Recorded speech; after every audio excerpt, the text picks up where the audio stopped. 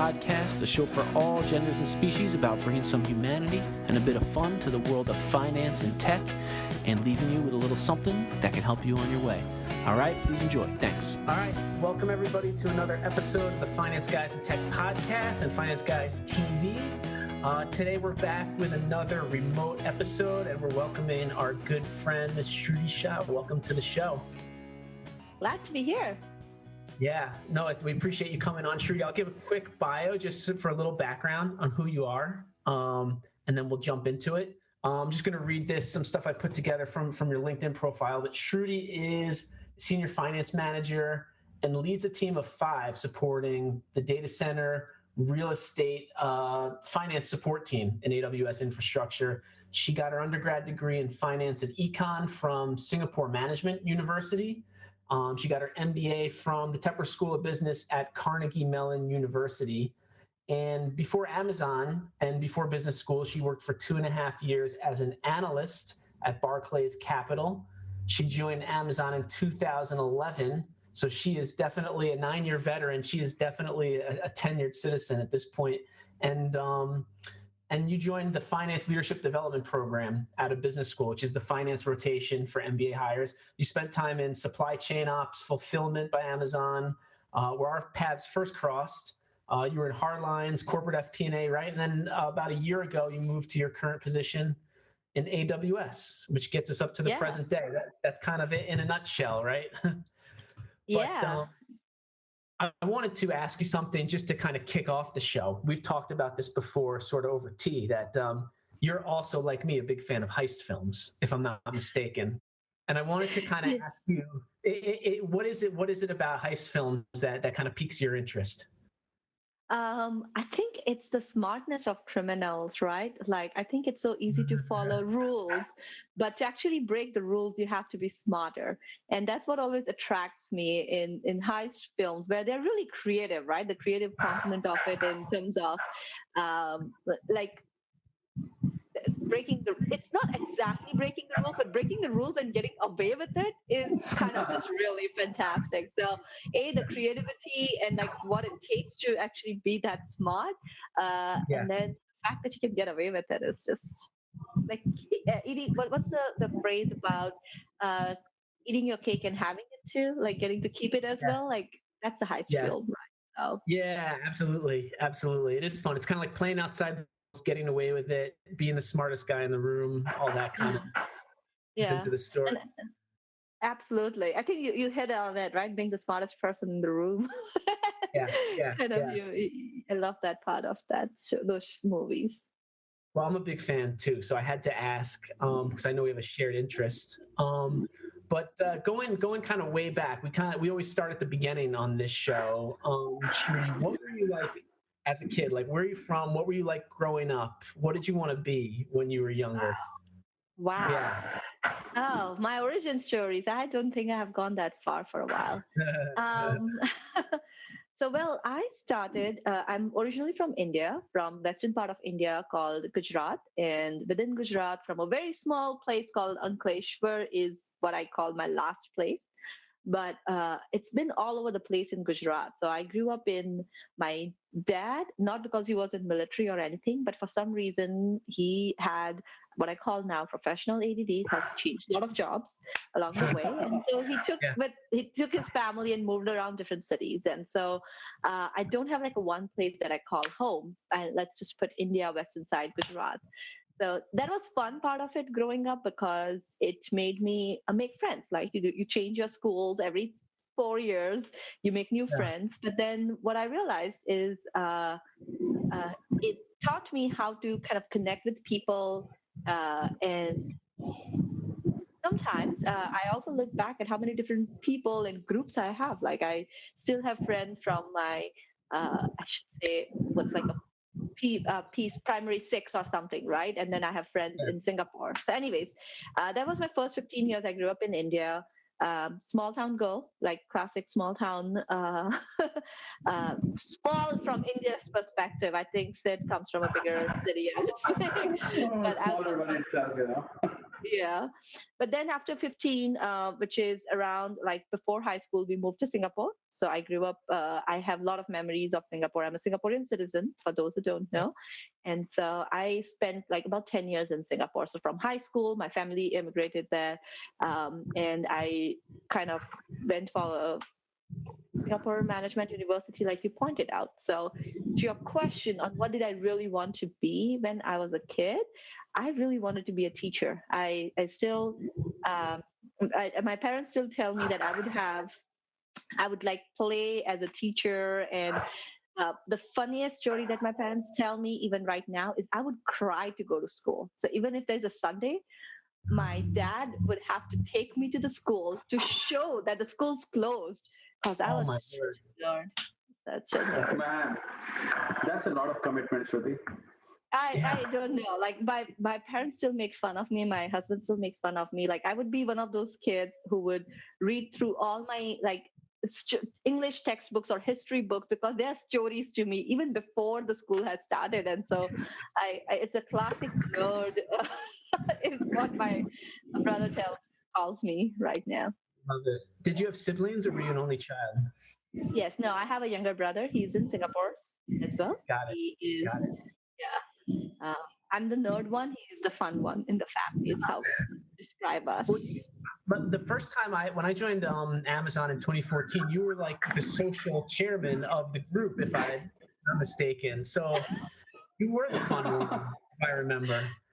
Yeah, I think he definitely helped to bring the fun one out of me.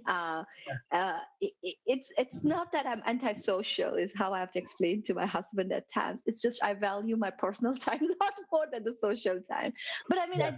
I do like meeting new people, right? Like I do like making friends, and I always treasure relationships. I think my social aspect comes because I love making good connections and making good friends, and I value a good relationship more than anything else. And uh, for me, like one of the leadership principle about untrust comes to that, right? Like you're building a long Mhm. relationship. Doesn't mean that you always have to agree with someone. It just Right. means that you can have that level of relationship where you can have an honest conversation. So being a Yeah. social chair or but doing something for the team in some ways is like to build those connections for me. Right on. Right on.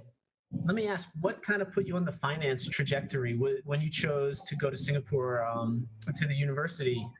Were you interested? Was it just sort of you weren't sure? How did you end up in finance? I often ask myself that question about finance. I always loved math. Like I think math and numbers spoke with like works for me very well. My mom is actually a math major as well, so she had very high bar for my mathematical skills growing up. Yeah. And my dad's an engineer, so kind of like both of them are pretty like science and math was very important growing up, and I always loved numbers. Um, there are two parts to the finance story. I come from a very business family where my um, where we used. I remember when my dad had started a business, actually a capex heavy chemical industry. Right now that we understand it, and it didn't work out well for him. But I remember that one of the stories where we were talking about like we have so much money invested in this thing, why why do we have to shut down this business, right? Because it was a very open conversation. And now I reflect back at it, like how we think about capex and all. And so that the money conversation was part of like a family, like growing up. Yeah. Sid would laugh at it, but in India, I've also come from what we call a banya, or what we call the business community. And so having business ideas, just talking about it can be a dinner conversation for us. So Yeah. that was the one step. And then going to Singapore, I loved economics. I think I studied economics in high school, and Yeah. it was just fascinating, right? Like at the end of day, if you can't, like, I loved just thinking about. Uh, I had this somewhere.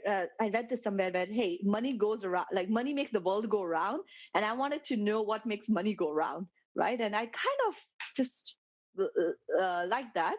And the Yeah. third one, which was being in Singapore, capitals, banking capital and everything, it just paid really well. So, Yeah. Yeah. uh, Yeah. that was more like a career choice, what made me into banking and all. But I see. finance, number, economics, just love the logical aspect of it as well. Got it. Long-winded, long way of telling you how did I land up here. No, it makes sense. It kind of checked all the boxes. It sounded like your natural skill set, your interest, and it was lucrative enough to kind of attract you to. So I get it. What about like coming to Amazon? What was it like at a business school that made you go into tech rather than like Wall Street type of banking or something like that? Yeah, that's a great question. I'll tell you. First of all, when I decided to go to Carnegie Mellon, I was already in banking, but the opportunity to grow in sales, and it was through those financial crises. So I'm talking about 2006 to 2009, between those Yeah. years. And I just uh, did not enjoy the transactional nature of the banking industry at that time. And I was on the sales and trading desk. So it's not even like iBanking where you are thinking about investments, you're supporting, like it was pure like FX tradings and currency tradings and hedge positions. And so it was great money making, but Mhm. really Yeah. nothing that I could point my finger at the end of the day and it's like, oh, I built this or I did this. And so I knew what I didn't want to do when I went to the Carnegie Mellon. And to be absolutely transparent, I did not apply for Amazon's internship position back in 2000 when I was in college, MBA school, because I'm like, what am I going to do with the tech industry? I have no idea. Yeah. And so I did not apply for Amazon's tech. And I remember that year, in my second year, so in my first year, I ended up going to Macy's Logistics because I like operation research, and there's a whole story to how I ended up there. But I went there, I looked at, we had to do benchmarking on Amazon's operations, cost, and everything when I was in Macy's. And I'm like, oh my God, everyone's talking about benchmarking to Amazon. Like, okay, this looks like an interesting place. And Yeah. then two events happened. Amazon hires a lot from Carnegie Mellon. There was strong Mhm. alumni network and returning summer interns who came back, and we were of course exchanging notes, as you both would know. And they said, like, Shruti, you have to give it a shot. It's your kind of place. You will like it. Give it a shot. And I was like, Yeah. okay, I'll apply for a full-time job. And I remember this very distinctly because Amazon came on campus at that time for a presentation, and it was still back in those days where our current CF, actually Brian Olsowski, 10 years ago, would come on campus to talk about working for Oh, Amazon Finance. wow. And Okay. I used to support. I help. I was like a recruiting coordinator, basically, like to. And I remember him asking me and some of the other senior finance leaders at that time. I think Robert Early was one of them as well. He's like, so why? Did you apply for Amazon's finance internship? I'm like, no, I didn't apply. And Mhm. they grilled me like, why not? And I felt really dumb, I say, like I just didn't think what I would do there. So Yeah.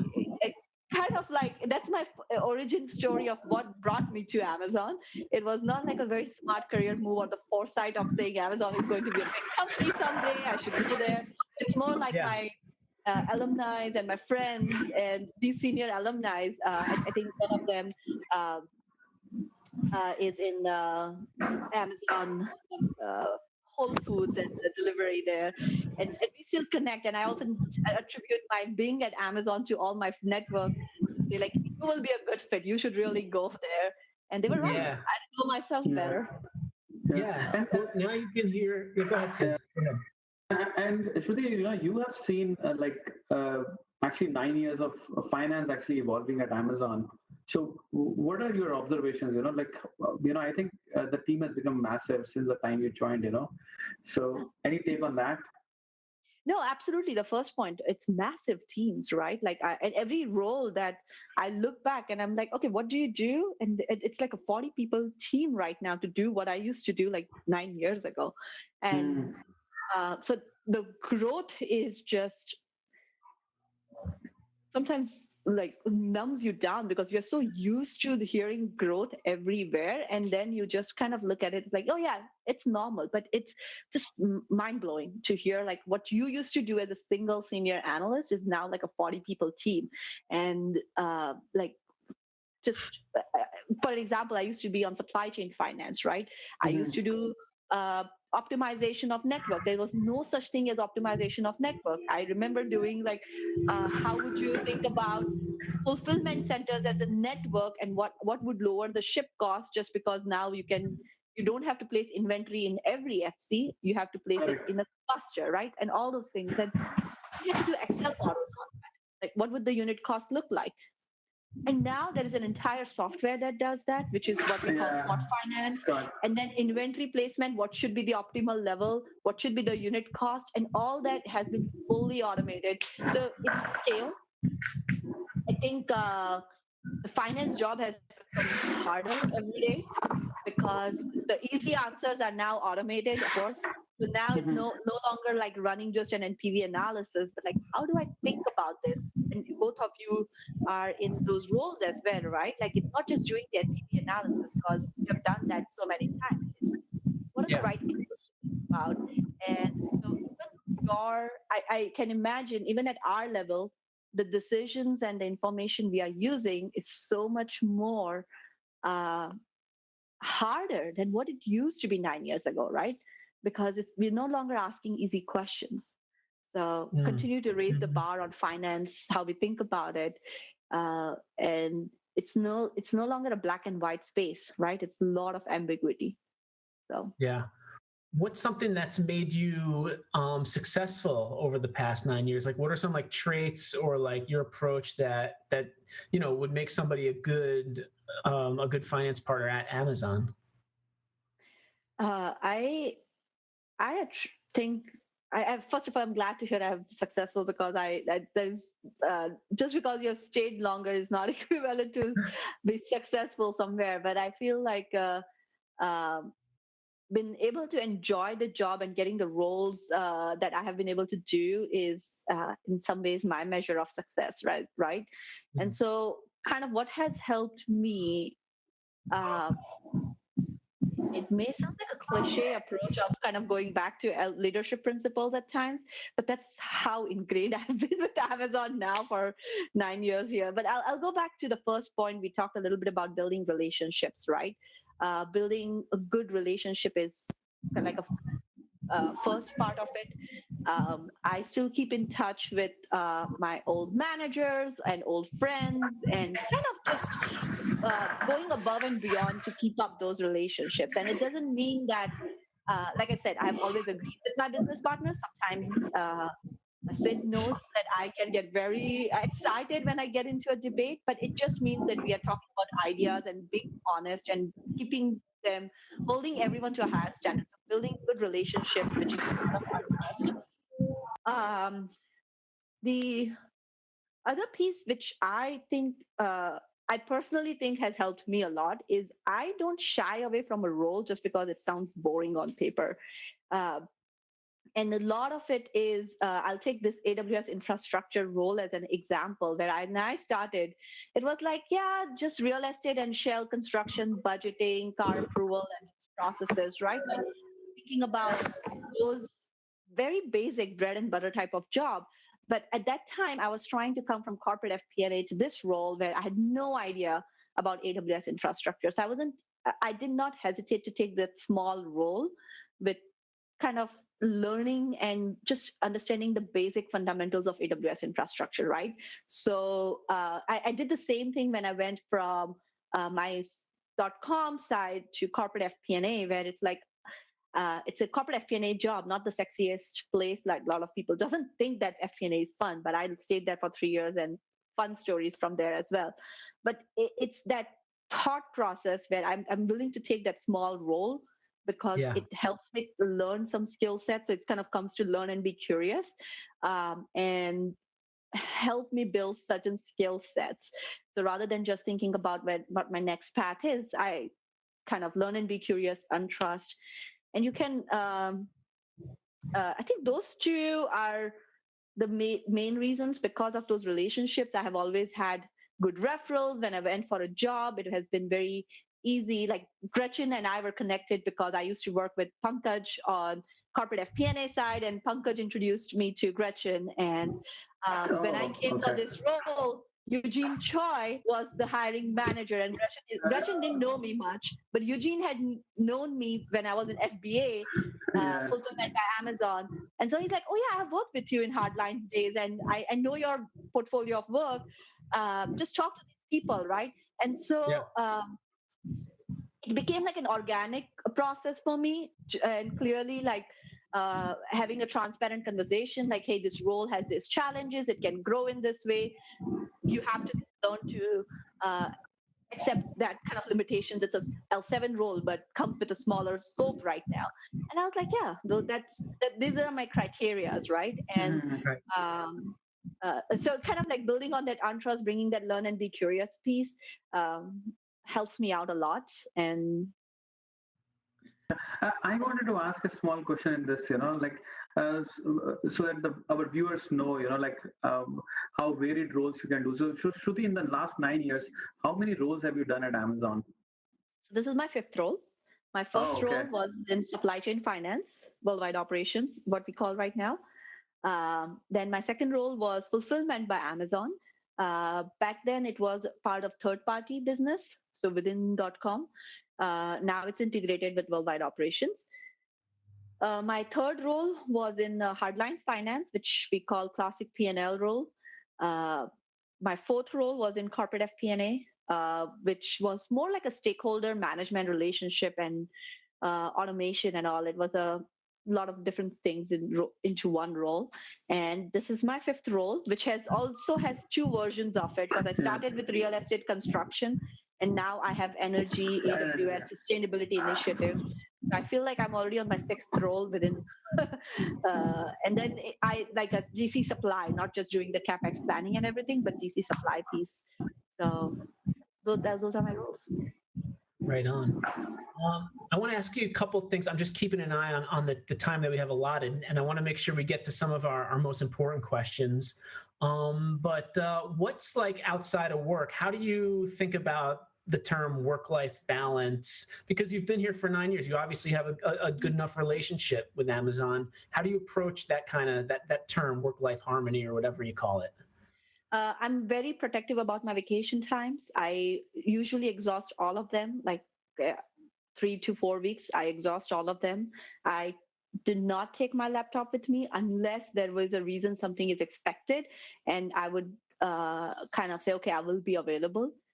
And this is not right now. I'm not talking about when right now you can say, oh yeah, I have a team and my team can take care of it. Like even before that, I used to be very protective about my vacation time. That Yeah. doesn't mean I've not responded to someone's text at all. I have definitely done that.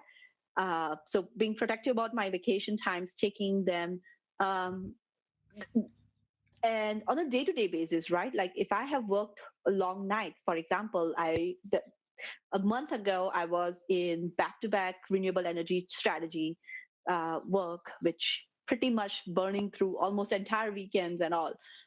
Yes, did that work, give it all. But then as soon as it was done, I took a day off, though in this COVID situation can't do much, to say, I'm just going to sit back at home. I love cooking, so I cooked something fabulous meal. And I love gardening, planted something in the backyard, take some books. I always have Kindle next to me. Even right now, between these back-to-back meetings, if I find 10 minutes of break, I'll just step back from my computer, read a short story or something. I don't read serious stuff, to be honest. I read fictions. Um, Okay. and so being very mindful about it, like it takes time to say no. Like I remember getting text last year during OP1. It was Shirley pinging me that, hey, uh, we have this urgent question on OP1. Gretchen, nobody's available. Are you available to jump on call? And I'm like, sorry, I'm on vacation. I can't jump on call right now. But Yeah. if nobody responds to you within next 1 hour, I can jump on call. And thankfully, the leadership is very supportive, I have to say, because I remember Cosm's response on that was like, hey, no, I did not know you were on vacation. Really sorry. It's not that urgent. We will figure out some way out, right? And so uh, I think leadership respects those boundaries, you have to set them yourselves. And I've seen that Kozam is one example because you're familiar with him, but I've seen that across all the different roles I have done. Makes sense. I am just making sure I tell them I'm running 5 minutes late at least. Oh, okay. We'll get to the last part here, if that's okay. What we like to usually close on is do you have any like tips, like your general like philosophy, your approach to life, not just work, but also just the whole big picture here? Like what would you impart to people as sort of your your life philosophy? My life, I have really not given it the serious thought. Here's one. I imagine what's the worst case situation that can happen. Like, don't take things too seriously, right? What's the worst case scenario? Think about the biggest presentations you have gone through.